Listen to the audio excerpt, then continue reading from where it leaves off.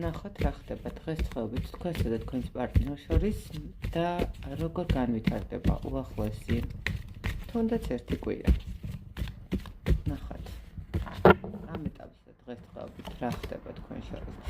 თქვენ შორის არის რაღაც პატარ-პატარა გაურკვევლობები შეიძლება ითქვას, ხო, რაღაცა ადამიანები შეიძლება არ იყენებდნენ იმ რესურსს, თუნდაც უბრალოდ საუბარს, თუნდაც უბრალოდ ერთმანეთის მოსმენას არ ინდომებენ, ხო?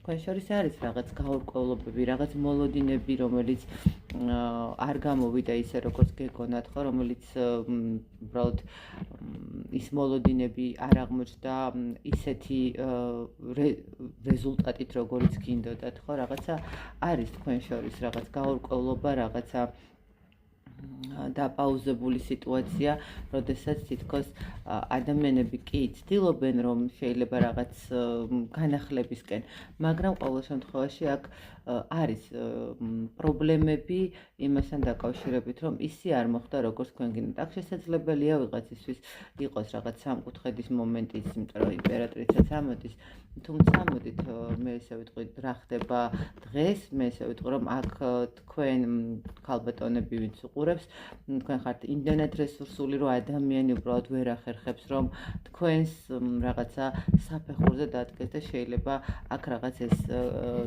დისბალანსი არის და შესაბამისად ცოტა გაურკვევლობები არის.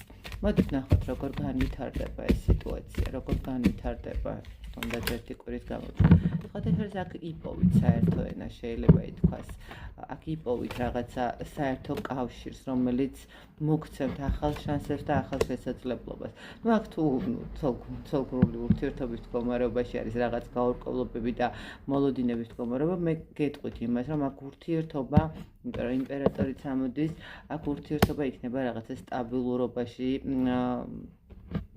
და ახალი შანსების და ახალი განვითარების მდგომარეობას.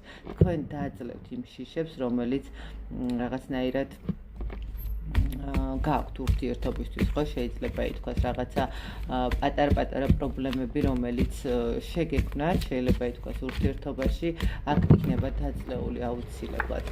თქვენთან გამოჩნდება სხვა გზები, თქვენთან გამოჩნდება ის სიტუაცია, რაც კიდევ ერთხელ დაგანახებთ თქვენს ურთიერთობას, რომ თქვენი ურთიერთობა არის კარმული, თქვენი ურთიერთობა არის ის მომენტი, როდესაც ორი ადამიანი უბრალოდ უნდა იყოს ბედნიერი, უბრალოდ უნდა იყვნენ ერთად და უნდა დაეხმარონ ერთმანეთს. მთავარი აქ არის ის, რომ ისწავლოთ ერთმანეთის მოსმენა და გქონდეთ მოთმინების უნარი ურთიერთობაში.